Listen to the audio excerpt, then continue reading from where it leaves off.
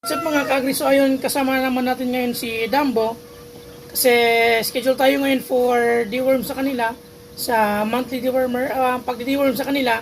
So ngayon, ang gagamitin ko naman po, last month ang gamit ko po ay Wormal, na product ng Battlecat. Ngayon po, another product of Battlecat na Raptor. So ano po yung ang active ingredients ng ating Raptor? So meron po itong albendazole, libamisole at ivermectin. So ang kagandahan po ng Raptor, meron po siyang kasamang ivermectin na nakakapagpatanggal ng mga external parasites ng ating mga manok. So, yun po.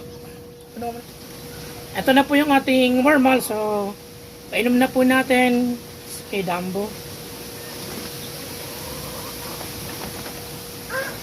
So, okay na po. Sa paggamit po natin ng Raptor, magpakain po tayo ng 40 grams sa umaga. Tapos pagkahapon, wag na po tayo magpapakain. Then, dun po magbigay na po tayo ng Raptor. At pag kinabukasan po sa umaga, wag muna tayo magbibigay ng pagkain, tubig lang po. At pagkahapon, yun na po, balik na tayo sa regular na feeding ng ating mga manok. So, yun lamang po, gamamit tayo ng Battlecat. Dahil sa Battlecat, agiking lamang.